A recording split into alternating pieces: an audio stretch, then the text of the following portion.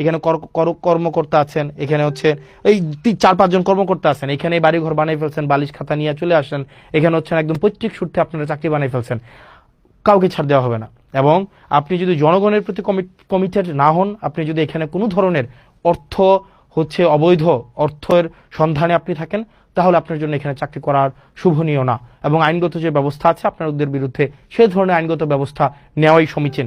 সেজন্য প্রত্যেকটা ডিপার্টমেন্ট দেবিদ্বারের, এই ডিপার্টমেন্টগুলো যদি যথাযথভাবে ফাংশন করে, তাইলেই দেবিদ্বারের যে উন্নয়নের যে ধারাবাহিকতা সেটি অব্যাহত থাকবে। কিন্তু কোনো ডিপার্টমেন্টে যদি কোনো অফিসার হচ্ছে অসৎ উপায় অবলম্বন করে দুর্নীতিগ্রস্ত হয়, সেক্ষেত্রে সম্ভব না। তো প্রিয় দেবিদ্বারবাসী, প্রিয় বাংলাদেশবাসী, আমাদের যে কমিটমেন্ট আপনাদের কাছে আছে, প্রত্যেকটি অর্থের হিসাব, প্রত্যেকটি অর্থ যেন যথাযথ জায়গায় বিনিয়োগ হয়, প্রত্যেকটি উন্নয়নমূলক কার্যক্রম যেন অব্যাহত থাকে, প্রত্যেকটি টিআর খাবিখা যে বরাদ্দগুলো আছে সেগুলো যেন জনগণের কাছে যথাযথভাবে পৌঁছে যায়, সেই জিনিসটি আমরা নিশ্চিত করব। আপনারা ভালো থাকবেন, সুস্থ থাকবেন, এবং দেবিদ্বারের যতগুলো হচ্ছে কার্যক্রম আছে, দেবিদ্বারের সরকারি কার্যক্রম যা যা আছে, সেটা আপনারা পেয়ে যাবেন জবাবদিহিতাতে।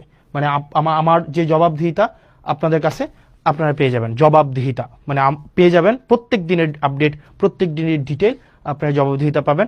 তো দেবিদ্বারবাসী, এইখানেই আপনারা নজর রাখবেন, এইভাবে পাবেন। যেমন আজকের ক্লাসটা, সরি আজকের ক্লাস না, মানে আজকের যেই মানে কি বলা যায় স্লাইড, আজকের স্লাইডটাও ফটো কার্ড আকারে আপনারা হচ্ছে এই ইয়ার পরে মানে লাইভের পরে আপনারা এখানে পেয়ে যাবেন, যাতে করে আপনারা আপডেটেড থাকতে পারেন। আপনারা ভালো থাকবেন, সুস্থ থাকবেন, আমাদের জন্য দোয়া করবেন। আমরা যেন আমাদের প্রাতিষ্ঠানিক সংস্কার, আমাদের ইনস্টিটিউশনগুলোকে যেন আমরা জনগণের বানাইতে পারি।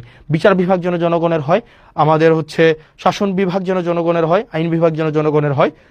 এবং ফেসিবাদ হয়ে উঠতে চাওয়ার মনোভাব যদি কারো থেকে থাকে, দেশ জাতি এবং আমাদের এই সার্বভৌমত্বের প্রতি আপনাদের অঙ্গীকার থেকে সেই জায়গা থেকে ফিরে আসার আহ্বান জানাচ্ছে। এবং আমাদের জুলাইয়ের মধ্য দিয়ে আমাদের যেই পরবর্তীতে জুলাই সনদ, জুলাইয়ের মধ্য দিয়ে আমাদের জুলাই সনদের ভিত্তিতে আমাদের যে ত্রয়োদশ জাতীয় সংসদটি নির্বাচনটি অনুষ্ঠিত হয়েছে, সেটির প্রতি যেন কমিটেড থাকে, এবং সেটি না মানার যে এক ধরনের সাংবিধানিক দোহাই দেওয়ার মধ্য দিয়ে, সাংবিধানিক দোহাইয়ের মধ্য দিয়ে সেটি না মানার এক ধরনের প্রবণতা যেটি তৈরি হচ্ছে, সেটি থেকে বিরত থাকার আহ্বান জানাচ্ছি। আমরা এই তরুণ প্রজন্মের যারা আছি, আমরা এই ইনস্টিটিউশনগুলোর রিফরমেশন চাই, বাংলাদেশের পুনঃ সংস্কার চাই, যাতে করে দেশটা যেন জনগণের হয়ে ওঠে।